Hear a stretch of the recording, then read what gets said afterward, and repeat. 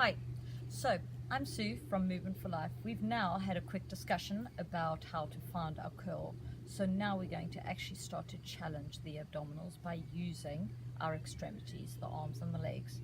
I firmly believe in the analogy, you can't fire a cannon from a canoe.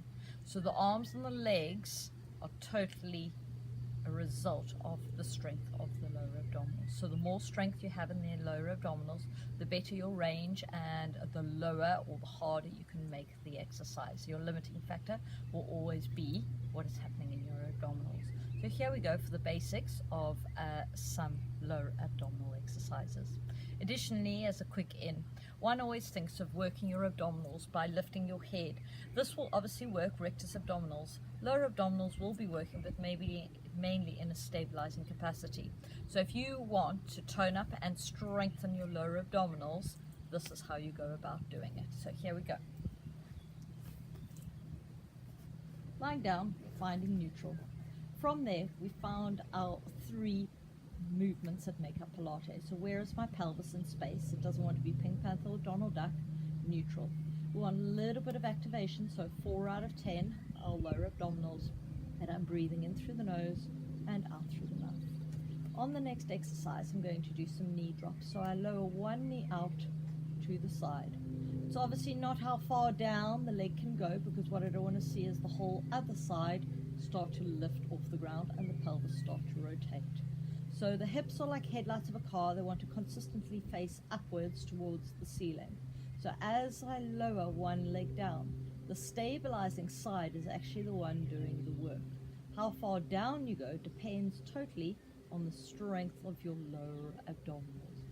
So once again, it's not about the range, it's about the control. It's about drawing the abdominals in using your out breath. So as you lower the leg down, breathe out. Pause to catch your breath in and breathe out. Engage your lower abdominals to almost drag the knee back towards the chest. There should be no whooping involved. How many repetitions do you do? How many can you do absolutely perfectly is what I always tell my clients.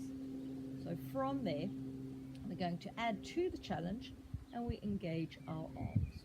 So as we drop one arm out to the side, the opposite knee goes out to the side. However, what I don't want to see is the arm and leg collapsing onto the ground, as everything will then start to move. So the idea is to understand where the body is in space, keep the symmetry. Remember the headlights of the car facing up towards the ceiling. So every time you lower the arm and the leg, you should be breathing out. Pause, breathing in. Breathe out as you draw the arm and the leg back through to center. So these exercises are not difficult. The biggest challenge is to try and figure out what is happening inside your body and to feel what is going on. From there, we're going to up the ante and we're going to challenge the body by lifting one leg off the ground. We fold one knee up and we lower it down. You need to transfer the weight to the other side. Now, for me, this is the most important exercise you will ever learn in Pilates. Because as far as I'm concerned, this is the most practical exercise you will ever have to do in Pilates. This is you walking, climbing stairs, carrying a child on your hip, carrying a rucksack, carrying a bag. So anything that pulls the pelvis out of alignment is obviously not what we're after. So we don't want to see any hitching. We don't want to see the pelvis swing from side to side. Every single time you fold one knee towards your chest, you're looking for the hips to stay in good alignment. This comes from your lower abdominal strength, keeping the pelvis nice and stable, and also keeping your glutes lightly active, which we'll go into in another library section. So from there, we're going to add to it and do a double knee fold.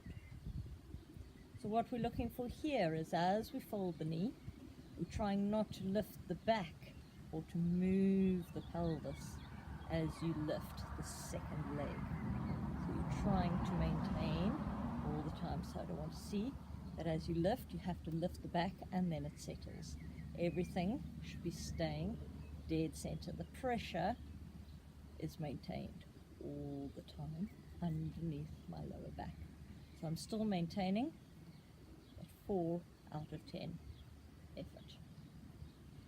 From there, we can add the arms as well and into our dead end. So we oppose, opposite arm, opposite leg, if we're looking for a big challenge.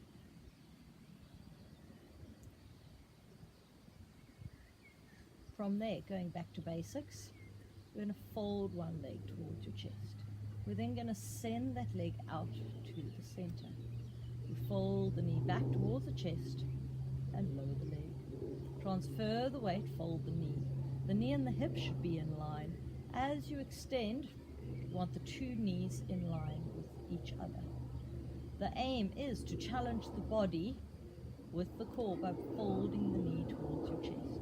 As you extend the leg out, you need a little bit more abdominals because the length of the leg has doubled. You need to challenge yourself and fold that knee back towards your chest and lower the leg down. From there, we can add on and make it more challenging. So we fold the knee, we extend it out.